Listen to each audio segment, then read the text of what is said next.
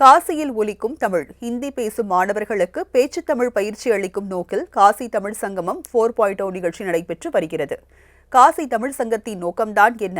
வாரணாசியில் நடந்த இந்த நிகழ்ச்சி குறித்து கள நிலவரத்தை தற்போது பார்க்கலாம். தமிழ்நாட்டுக்கும் வாரணாசிக்கும் இடையே காலந்தொட்டு இருந்து வரும் ஆன்மீக மற்றும் பண்பாட்டு உறவை மொழி வழியாக மீண்டும் உயிர்ப்பிக்கும் முயற்சியாக காசி தமிழ் சங்கமம் 4.0 நிகழ்வு வாரணாசியில் வெகு விமர்சையாக நடைபெற்று வருகிறது.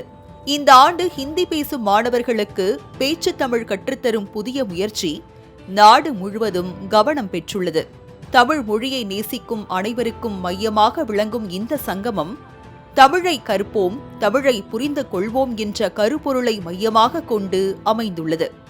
இந்த ஆண்டு தமிழ்நாட்டில் இருந்து ஹிந்தி பயிற்றுனர்கள் 50 பேருக்கு உரிய பயிற்சி வழங்கப்பட்டு உத்தரப்பிரதேசத்திற்கு அழைத்து செல்லப்பட்டுள்ளனர்.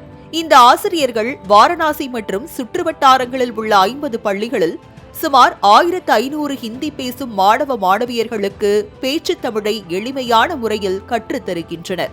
வணக்கம், நலம், நன்றி போன்ற அன்றாட சொற்கள் முதல் தமிழ் பண்பாடு, திருவிழாக்கள், இலக்கிய சிறப்புகள் வரை நேரடி உரையாடல் வழியாக தமிழ் கற்றல் நடைபெறுகிறது. இதன் மூலம் தமிழ் என்பது ஒரு மாநிலத்தின் மொழி அல்ல, இந்தியாவின் அறிவு பாரம்பரியம் என்பதை மாணவர்களுக்கு உணர்த்தும் முயற்சி மேற்கொள்ளப்படுகிறது.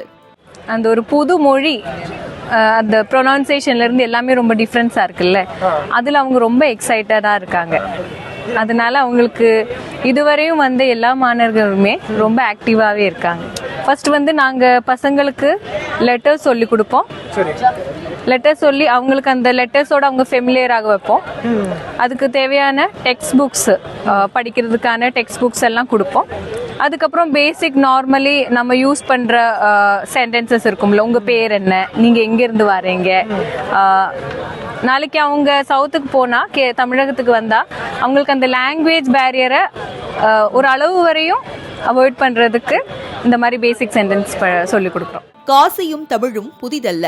சங்க இலக்கியங்கள் முதல் ஆன்மீக மரபுகள் வரை இரண்டுக்கும் இடையே நூற்றாண்டுகளாக தொடரும் உறவை இந்த சங்கமம் மீண்டும் நினைவூட்டுகிறது. ஆதிசங்கரர், அகத்தியர் மரபு, சைவ வைணவ இலக்கியங்களில் காசி குறித்த குறிப்புகள், இந்த வரலாற்று பிணைப்பே காசி தமிழ் சங்கமத்தின் அடித்தளம். ஒவ்வொரு ஆண்டும் மத்திய அரசு தனது சொந்த செலவில் பள்ளி கல்லூரி மாணவர்கள், ஆசிரியர்கள், தமிழ் ஆர்வலர்கள், கைவினை கலைஞர்கள் உள்ளிட்ட பல நூறு பேரை வாரணாசிக்கு அழைத்து வருகிறது.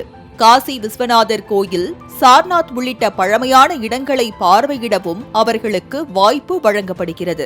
கலாச்சார பரிமாற்றம், மொழியியல் செறிவூட்டல், அறிவு பகிர்வு மூலம் தேசிய ஒற்றுமையை வலுப்படுத்தும் முயற்சியாக காசி தமிழ் சங்கமம் 4.0 நிகழ்வு அமைந்துள்ளது.